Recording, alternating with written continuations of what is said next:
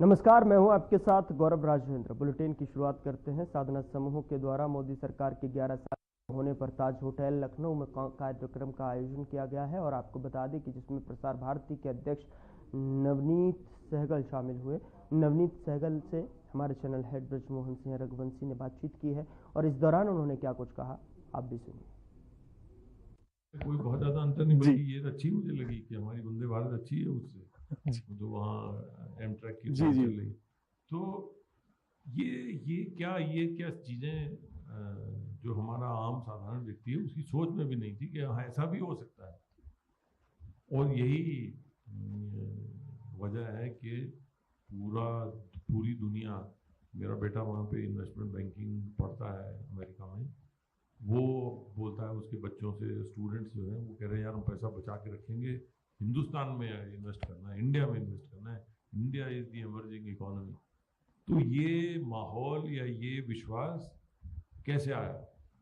ये सारा विश्वास एक करिश्माई नेतृत्व से ही आता है और उसी से आया है, क्योंकि संस्थाएं तो पहले भी वही थी, अब भी वही हैं।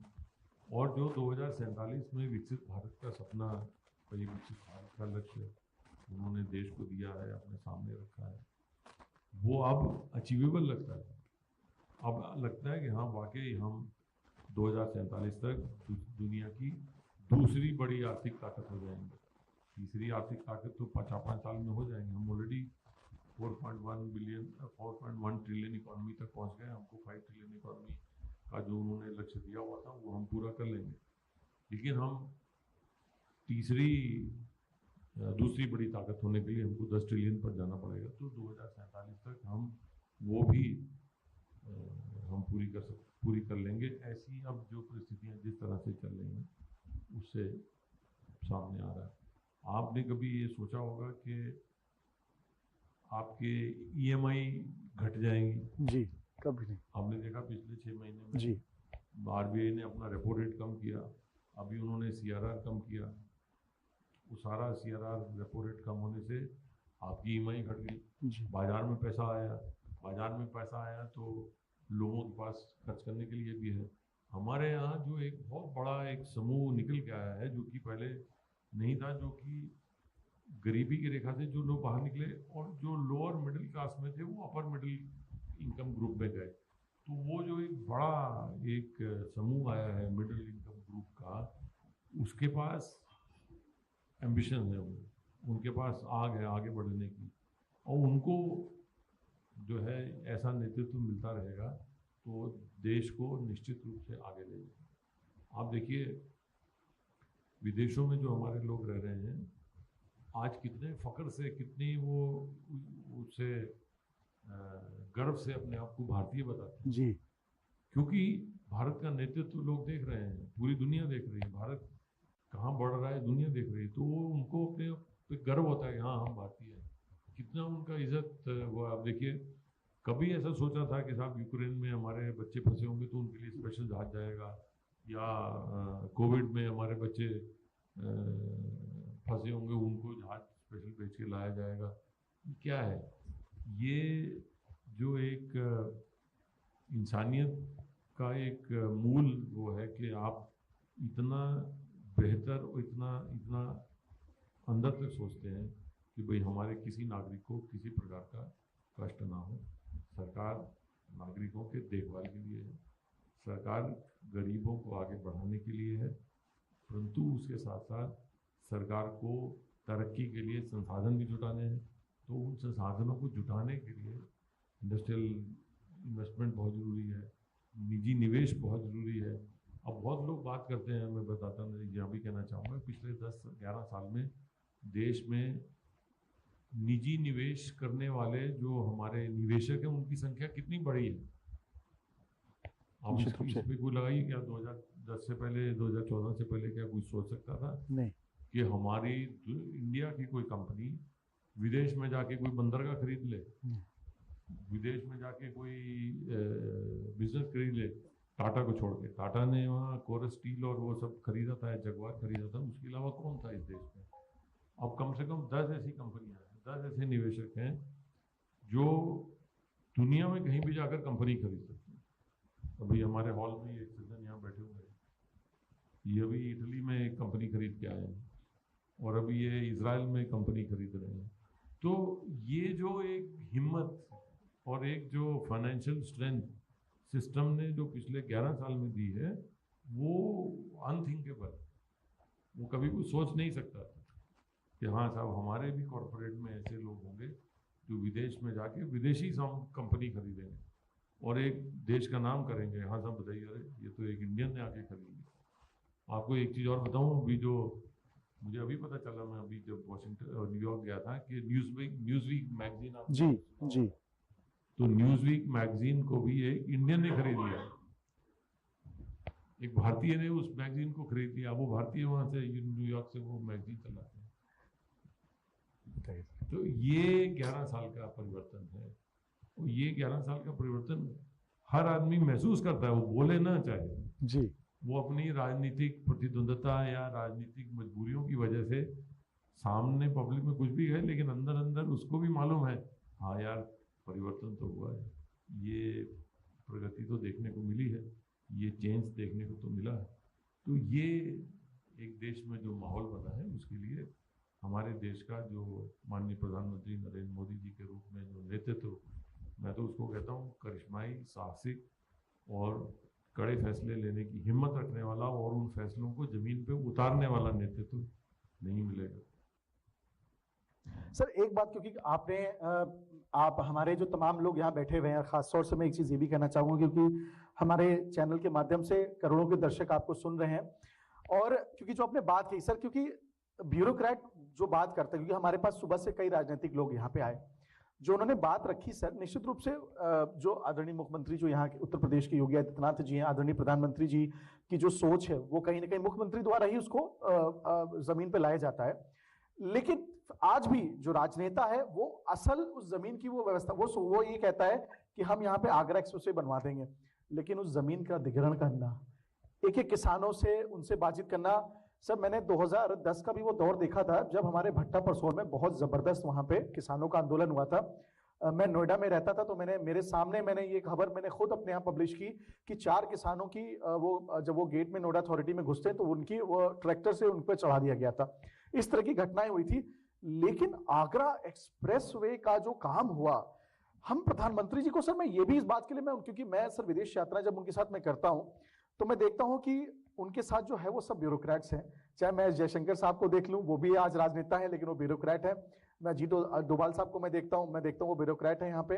तो कहीं ना कहीं ब्यूरोक्रेसी पे उनका एक बड़ा भरोसा, और ब्यूरोक्रेट जो होता है सर वो जमीनी लेवल पे काम करता है। और मैं अपने दर्शकों को एक बात जरूर यहाँ अवेयर कराना चाहता हूं, इस देश में पहले ऐसे शख्स हमारे साथ बैठे हैं जिनकी जो काम के दौरान जिनका एक्सीडेंट हो गया था, ये देश के पहले इकलौते ब्यूरोक्रेट होंगे जिनको काम के दौरान इनके साथ घटना हुई और उसके बाद भी आगरा एक्सप्रेसवे जो है वो बंद नहीं हुआ और आज सबसे बेहतरीन एक्सप्रेसवे है। मैं चाहूंगा इस पर एक तालियां जरूर होनी चाहिए सब लोगों के द्वारा, क्योंकि ये बहुत सारे, देखिए ब्यूरोक्रेट, जैसे आपने देखा कि यहाँ बहुत सारे ब्यूरोक्रेट आए, वो पीछे बैठे हुए थे या सामने से नहीं बोल पा रहे थे। सहगल साहब उस तरह के व्यक्तित्व हैं जिनको हम कह सकते हैं कि मैं इनसे जब भी मिलता हूं या जब मैं इनके ऑफिस में मैं जाता हूं, मैंने ये देखा हमेशा इनके पास कोई गरीब आदमी बैठा है जिसका कुर्ता फटा हुआ है। ये वो ब्यूरोक्रेट नहीं जिनके पास मैं देखता था कि तमाम बिजनेस क्लास आता था। सर आपके पास एक गरीब आदमी भी आता है।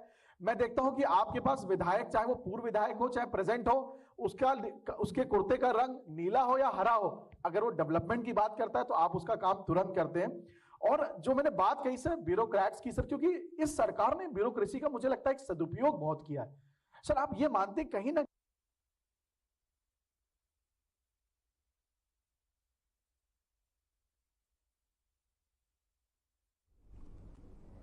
साधना समूह के द्वारा मोदी सरकार के 11 साल पूरे होने पर ताज होटल लखनऊ में कार्यक्रम का आयोजन किया गया, जिसमें उत्तर प्रदेश सरकार के पर्यटन और संस्कृति मंत्री जयवीर सिंह भी शामिल। मुझे लगता है कि अब तक के सांस्कृतिक मंत्रियों को यह अवसर कभी सौभाग्य हमारे प्रदेशवासियों को नहीं मिला। और मंत्री जी, मैं इसके लिए आपका पुनः बहुत धन्यवाद देना चाहता हूं, क्योंकि जिस प्रकार से हमारे मंदिरों का आपने पूरी तरीके से उसका जीर्णोद्धार करवाया है, ये अद्भुत है हमारे लिए। तो आज हम अपने कार्यक्रम की शुरुआत जो है वो शंखना से ही करेंगे।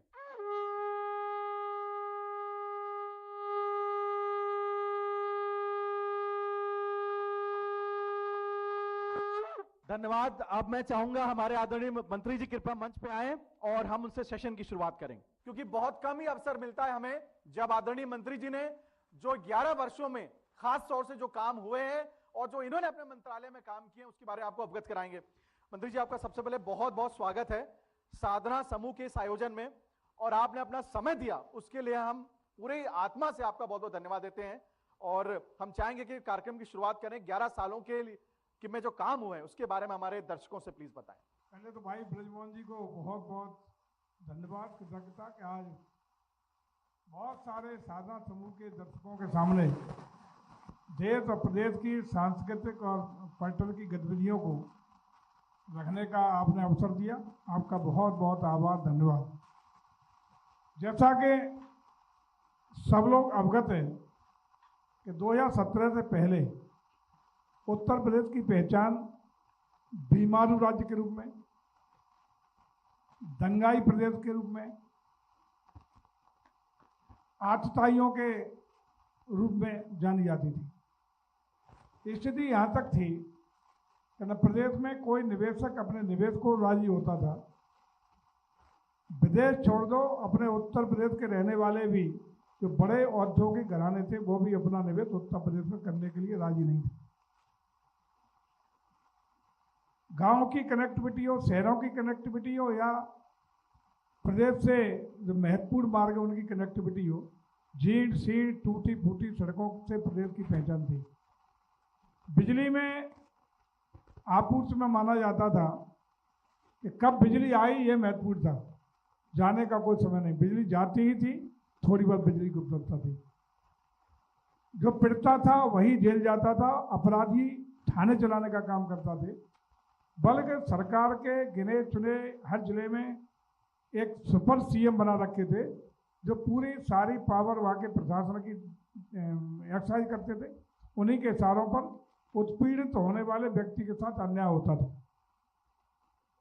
एक वर्ग विशेष को खुद करने के लिए शमशान घाट की बाउंड्रियां तो होती थी, लेकिन सनातन संस्कृति के प्रतीक जो भी धार्मिक आस्था के केंद्र हैं उनको कोई खेवनहार नहीं था, कोई देखरेख करने वाला नहीं था, बल्कि बहुत दुर्दशा की स्थिति में थे।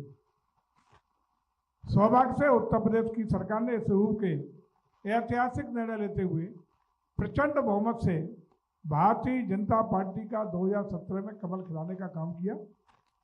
और हम आभारी हैं अपने बीजेपी के शीर्ष नेतृत्व का, जिन्होंने एक योगी और संत पुरुष को उत्तर प्रदेश की बागडोर दे करके यहाँ का नेतृत्व देने का काम किया।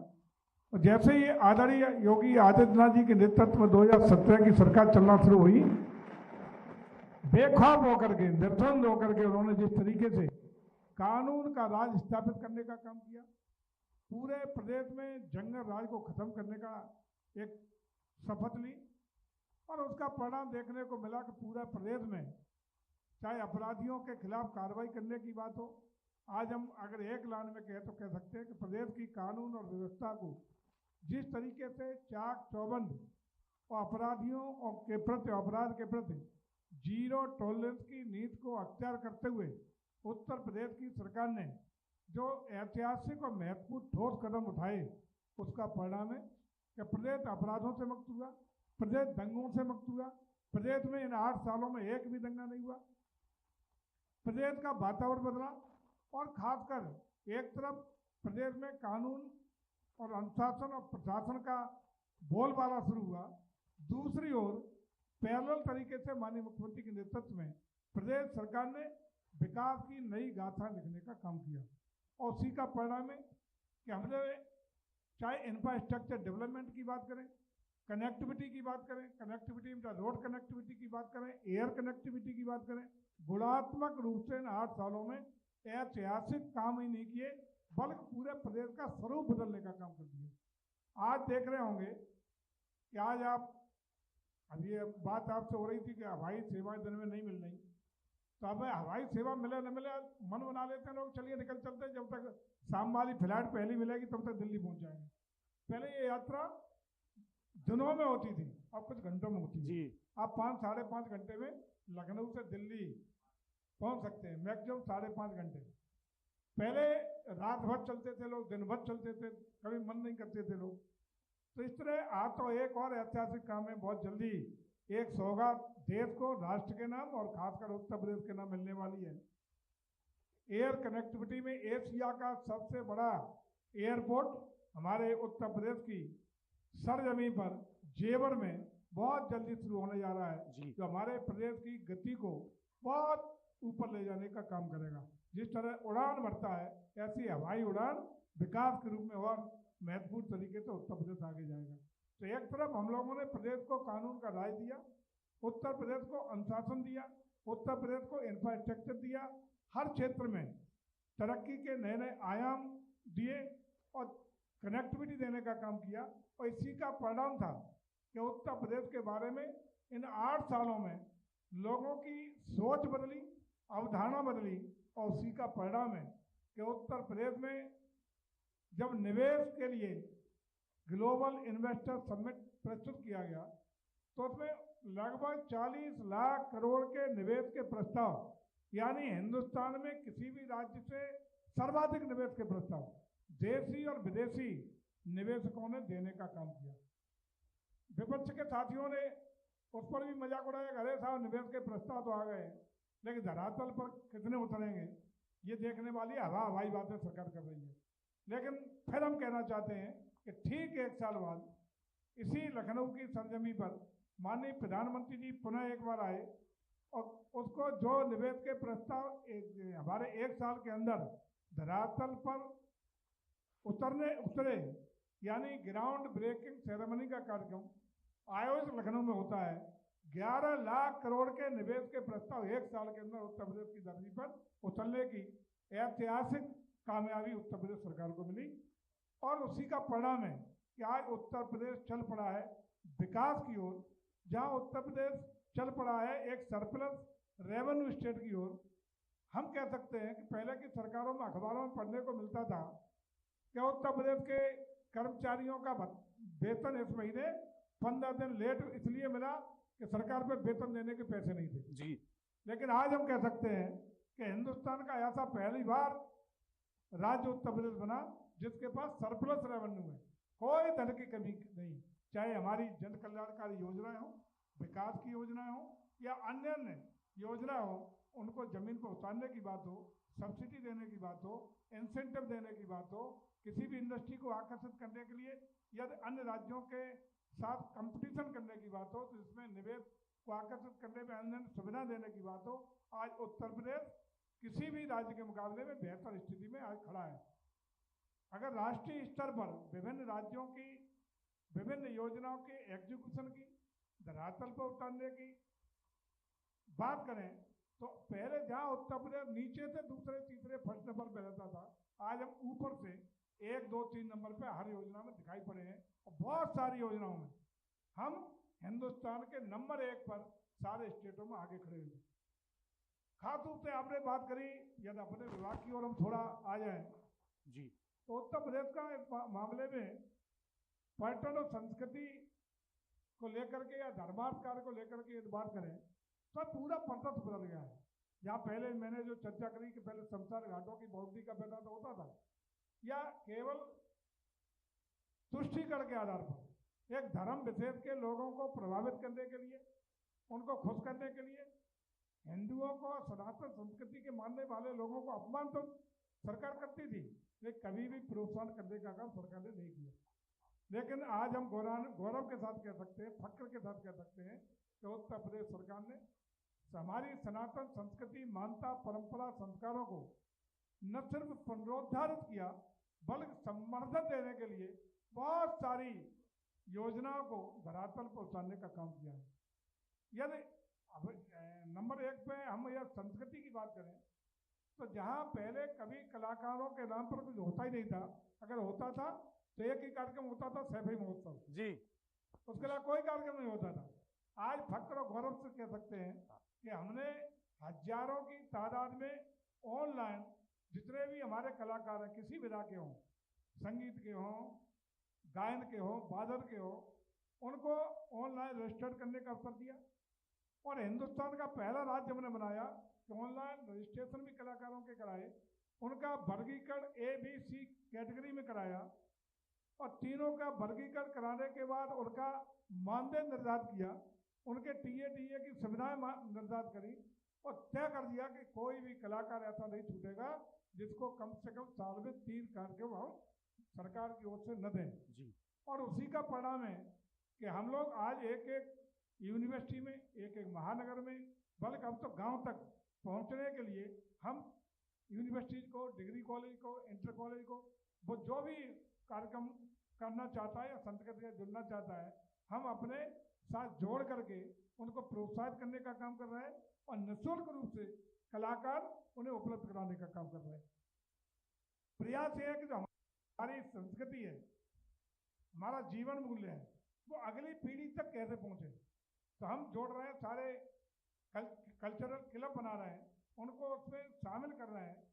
तो उन डिग्री कॉलेज में, यूनिवर्सिटीज में, इंटर कॉलेज में अपने कलाकारों को भेज करके अपने सांस्कृतिक कार्यक्रम भी करा रहे हैं, नए कलाकारों को, उदीयमान कलाकारों को भी प्रोत्साहित कर रहे हैं और साथ ही साथ अपनी संस्कृति को नंबर 1 स्टूडेंट तक, नंबर 2 उनके अभिभावकों तक पहुंचा करके अगली पीढ़ी को भी भारतीय सनातन संस्कृति से जोड़ने का अभियान पूरे प्रदेश में झमाझम तरीके से कर रहे हैं। कोई धन की कमी नहीं और हम गौरव के साथ कह सकते हैं कि उत्तर प्रदेश का कोई भी टाउन ऐसा नहीं पूरे प्रदेश में बचा है जहां तक हम लोग रीच न बनाए हों।